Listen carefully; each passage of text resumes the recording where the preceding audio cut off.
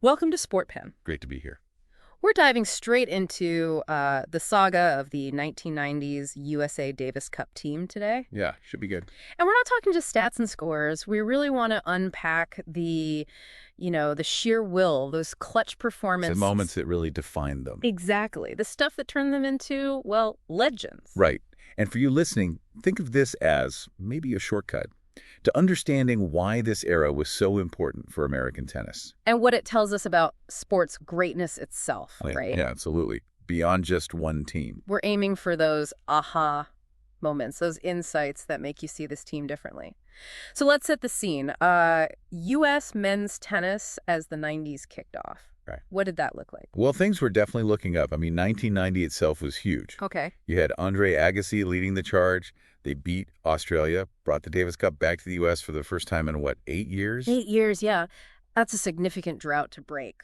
On home soil, too. Exactly. It really felt like a statement, a turning point. And Agassi wasn't just doing it for the team that year, was he? He had some big individual success. Oh, absolutely. He won his only Tennis Masters Cup that same year. Beat Edberg, who was the reigning Wimbledon champ. Wow. So that just highlights the kind of individual firepower fueling that Davis Cup win.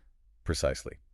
And while Agassi was doing his thing, you had this other guy coming up, Pete Sampras. Ah, yes. The beginning of that rivalry. Right. The late 80s, early 90s, that's where it really sparked. And their styles, so different. Agassi's flair, Sampras's power. The contrast was compelling, wasn't it? Rebel versus the stoic champion kind of thing. Yeah, classic narrative. It grabbed everyone's attention. But we can't forget Michael Chang. No, definitely not. He'd already made waves earlier. For sure. ATP newcomer in 88, most improved in 89, and then that incredible French Open win in 89. Still the youngest guy to win a men's Grand Slam, right? Yep.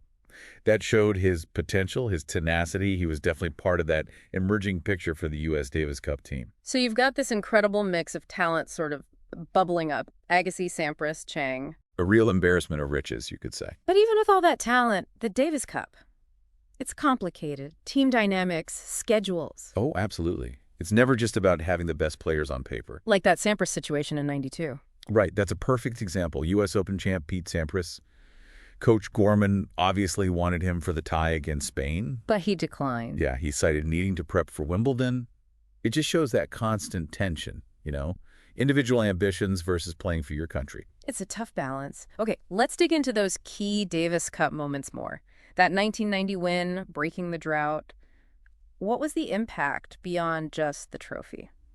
Well, psychologically, it must have been massive. Yeah. A huge confidence boost, not just for the players, but for U.S. tennis overall. Like a validation. Exactly. It said we're back. It set a new standard, a new expectation, probably fueled the whole program. And the Davis Cup format itself, that home court advantage thing, that plays a role too, doesn't it? Oh, hugely.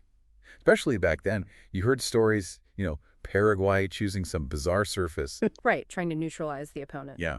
The unwritten rule was sort of any surface where tennis had been played was fair game. Yeah. But teams definitely used it strategically. Playing at home, familiar court, roaring crowd. It's almost like an extra player, that psychological edge. Definitely. And speaking of psychology, the fans. Yeah. Their investment is intense. Oh, yeah. Team loyalty brings out strong emotions. Joy, agony. Pride, shame, all of it.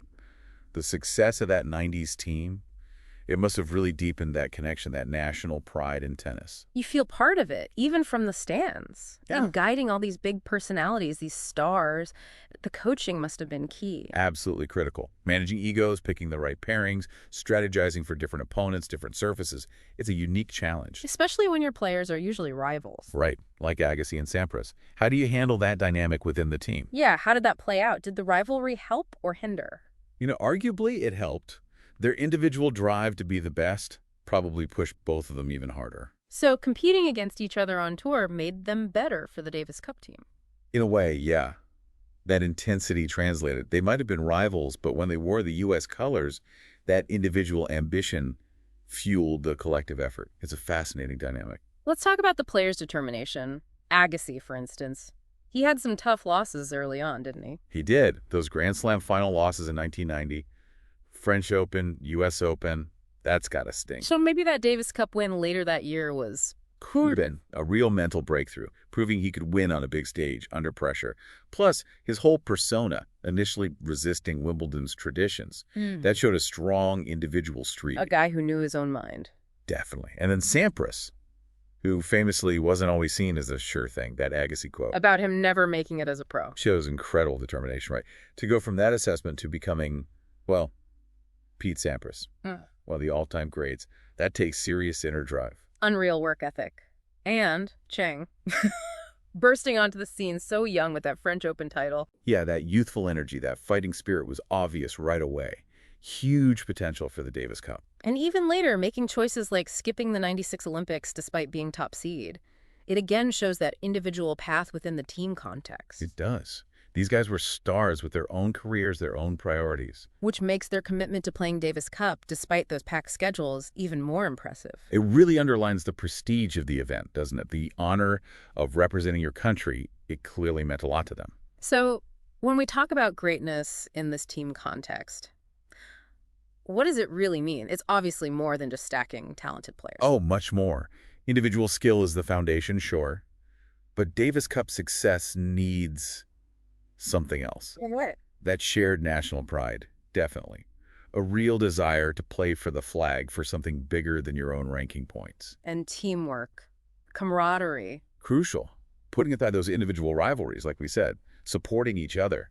You need that chemistry to win tough ties away from home on difficult surfaces. It's about the collective will, maybe. Yeah, that's a good way to put it. Winning those tight matches, winning overall ties against different nations.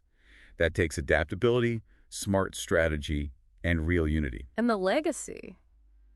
That 90s team must have inspired younger players coming up in the U.S. No doubt. Seeing that level of sustained success, seeing Americans dominate like that, it provides a powerful example, sets the bar high for the next generation. So looking bigger picture, how did this whole era, this U.S. dominance in the Davis Cup, shape the story of American tennis globally? Well, the 90s really cemented the U.S. as a tennis powerhouse during that time. It was a golden age for the American Davis Cup team. Against increasingly strong international competition, too. Right. Their consistency reinforced that image of American excellence, created these lasting memories. Do you think it actually got more kids playing tennis in the States, like a tangible effect? It's always hard to draw a direct line, but it seems plausible. That kind of visibility, the excitement around a winning national team, it often boosts interest at the grassroots level. Makes sense. These iconic teams, these dominant eras, they really do become part of sports history, don't they? They absolutely rewrite the narrative. They set new benchmarks, create legends. So wrapping this up, our deep dive into the 90s U.S. Davis Cup team. It's clear their legend status wasn't just one thing. No, it was a combination. Those pivotal wins, sure, but also that incredible individual determination from guys like Agassi, Sampras, Cheng. And their ability to channel that into a collective force for the Davis Cup. Exactly. That fusion of individual brilliance and team spirit, that's what made them special. And it leaves you thinking, doesn't it? What really makes a team a legend? How different is that pressure, that dynamic of playing for your country compared to just playing for yourself? It shapes legacies in a unique way, both for the players and for the nation's whole sporting identity. It's a fascinating question. Definitely something to chew on. Mm-hmm. Thanks for listening to Sportpen.